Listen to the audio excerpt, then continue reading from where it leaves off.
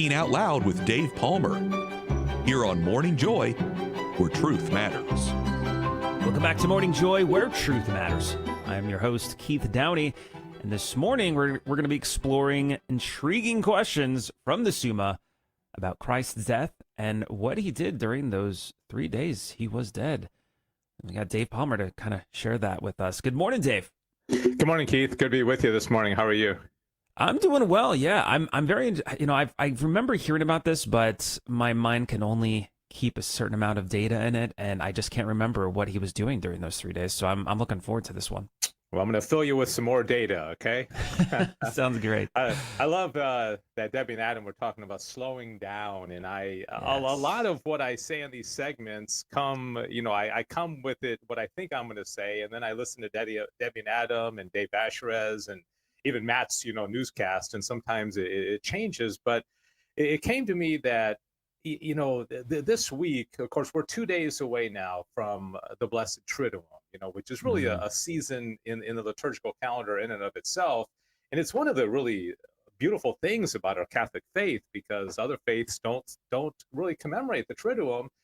And I was thinking, as Debbie and Adam were talking about slowing down, Holy Mother Church gives us 50 days to celebrate the resurrection, right? All the way from Easter to Pentecost. So we are going to have plenty of time to celebrate the resurrection. So this week, if we slow down, and really, what is the Triduum about? It's about thinking of Jesus' death, right? And so if you think about Jesus Christ, divine person, really the most interesting and unique and special person ever to have lived and walked the earth. And then he dies. Okay, so I want to give everybody that's listening right now and watching a few things to contemplate this week, especially during the Triduum, because a lot of us are going to be in adoration, and we're going to, of course, be at a lot of the masses and services this week. And so, when we die, the definition, at least theologically, philosophically, of death is the separation of the soul and the body, right?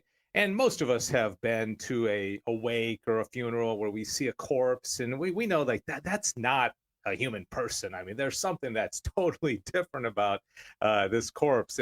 Something clearly has changed. And so we can understand that the soul has departed, the corpse is there, and it's not a human person. But what happens when you have a divine person and you have the soul in the body, which, Jesus Christ had, but then you add the element of divinity? Okay, so now you have not only body and soul, but you also have divinity. What happens when that person dies? And so this is what I want to kind of contemplate. And one of the first things that I'll kind of mention, we always say Jesus was, and in introducing this segment, you said, Jesus was dead for 3 days. And I know that's of course biblical, and that's how we believe it. But Thomas asked this intriguing question. He says, was Christ in the tomb only 1 day and 2 nights? 1 day and 2 nights. Okay, so any portion of a day would be considered a day. But when you think about it, it was really just Friday night, Saturday, and then Saturday night, because by Sunday morning, he rises from the dead, right? It wasn't really 3 days. It really was 1 day and 2 nights. Okay, so why that? What's the significance? And Thomas Aquinas says, by Christ's death, we were delivered from a twofold death, namely from the death of the soul and of the body. And this is signified by the 2 nights during which he remained in the tomb. But since his death did not come of sin, but was endured from charity, it has not the semblance of night, but of day. Consequently, it denoted by the whole day during which Christ was in the sepulcher. So those 2 nights in that 1 day have significance. Okay, so that's one thing we can kind of think about, is it wasn't 3 full days. It was really 2 nights and 1 full day. Okay, and then he asks the question about, he says, was Christ a man during the 3 days of his death? Which is interesting language, because now he's talking about 3 days of his death after he just said it was really only 1 day. And the answer is no. Okay, because Christ being fully human, there was a separation of the soul and the body, so he wasn't a human. He wasn't a man, so to speak, because it's like when you see a corpse. That's not a man. That's a corpse. The soul and the body have to be united for it to be a man, right? So he wasn't a man. In fact, he goes on to quote Cyril, saying it would be heretical to say that he was a man. Okay, so he wasn't. Okay, so this is another thing to contemplate, is that during those 3 days, with air quotes, he wasn't a man. Okay, so the body and the soul were separated. But then he goes on and he asks something else interesting. He says, was the Godhead separated from the flesh? Okay, so you've got the body in the tomb, and what he's going to say is that the Godhead, the divinity, was in that corpse there. Okay, so it was a divine corpse. And then he says, well, what about the soul? Because the soul went and traveled, to hell. Was the divinity in that? And the answer again was yes. Okay, so the divinity didn't split. The divinity, the divinity was in both places at the same time. I guess in a manner you could say that it split. And so you've got the divinity in the body, you've got the divinity in the soul, but at that time they were separated, so it wasn't a man. Okay, so that's one thing to kind of think about. And then you say, well, why did he go down to hell? What was the point? Why didn't he just lie there in the tomb for those, 1 day and 2 nights while he was there? And Aquinas asks that question. He says, he came to bear our penalty in order to free us from penalty. So it was fitting for him to descend into hell in order to deliver us also from going into hell. So that's why, as a divine soul, he travels down into hell to visit it. All right. And then the other interesting thing, I'll say this, and then I'll take a little break because I'm sure you have some questions or follow up. He said, did Christ go down into the hell of the lost? And so when he descended into hell, there were 3 different places that he went, so to speak. And one of them is called the hell of the lost, and this is the hell of the damned. And he didn't go there in essence. He just went there, Aquinas says, by effect. And so he travels there to shame them for their unbelief.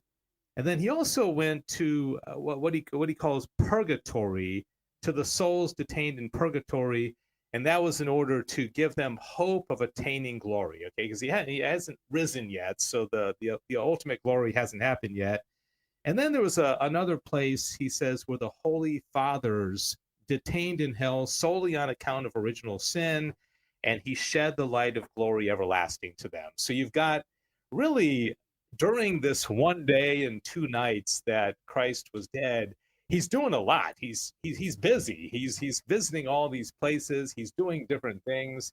And so again, this is something that we can contemplate, as we're going through the service on Good Friday, and also Holy Saturday, which is a interesting day because there really aren't any masses or services on Saturday, other than, of course, the vigil, but that counts for Sunday.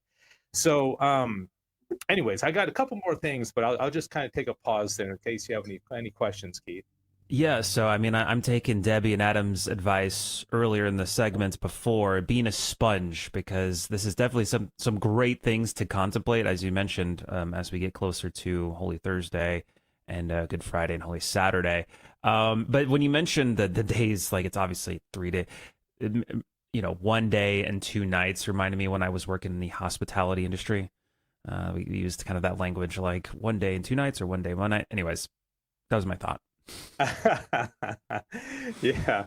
So so it's a different little take on it, but there's another question he asks. He says, was the whole Christ in hell? Okay, so what does he mean by the whole Christ? And again, Christ being a divine person, was the divinity attached to the soul, so to speak? And as I mentioned before, that was the case. Okay, the divinity was in the body, and the divinity was in the soul as well. And I'll just read this little segment here.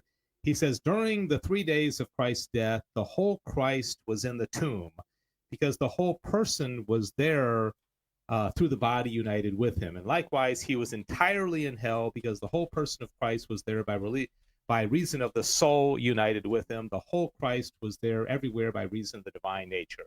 So, this goes back to what I said at the very beginning, is that when we die, the soul and the body separate. It's kind of simple. But when you add that element of divinity to it, the question is, well, what happens to the divinity? And I guess the simple answer is it remains everywhere. Okay, even though the soul and the body separate, the divinity remains in both. And so when Christ descended into hell, he was divine. That corpse he left behind was also divine as well. So the divinity didn't go anywhere, so to speak. It remained everywhere throughout those 3 days, which actually was 2 nights and 1 day. All right. So anyways, a little something to contemplate as we focus on the Triduum before we have that big celebration this Sunday of Easter. That's right. So you also host Back to the Father, and that's every Friday at 1 p.m. Central on GRN Online YouTube. Are you having a particular episode? I know it's going to be on Good Friday, but what do you got going for us? Yeah, we're not going to have a show Friday. Last Friday, by the way, Sissel calls it a student takeover. I was emceeing an event, so I wasn't able to host the show. But Sissel and Joe Loney did the show, and I was not able to watch because I was at that event. But they talked about the virtues and supposedly had a great show. So, but I'll be back next Friday. The week, in Easter week, and we're talking about the Eucharist, and so we're going to continue our kind of deep dive into St. Thomas Aquinas' teaching on the Eucharist. Awesome. Well, definitely we'll look forward to that after Easter here. But yes, make sure, by the way, if you haven't seen Back to the Father, it is a awesome podcast all about breaking down the Summa. I know we try to do that every Tuesday here with Dave, but it gives even more time on the subject matter. So thank you so much, Dave, for joining us. And hey, that is it for the very first hour of Morning Joy, where truth matters. Make sure to tune in tomorrow around the same time, of course, because we've got Sissel Anderson on Fruitful Living. Now, for those unable to stick around for the second hour of Morning Joy, hey, we'll see you bright and early tomorrow, 6 a.m. Central, 7 a.m. Eastern on Spy Wednesday, right? But until then, God bless. Make it a joyful day. For those hanging with us, we're going to be taking a quick break, but on the other side, we're going to start that whole new other hour, and we're going to be joined by Greg from St. Wave Apparel, evangelizing through clothing. It's going to be awesome. So stay tuned for that. But like I said, if you're going to be parting ways now, we'll see you tomorrow, but please hang with us. We got a whole another great another hour full of truth and joy, so stick around. We'll be right back.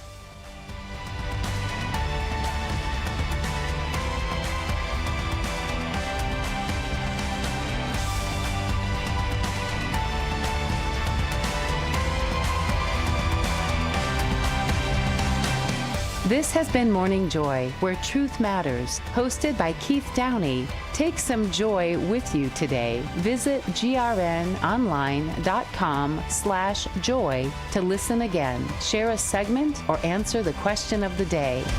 That's grnonline.com/joy.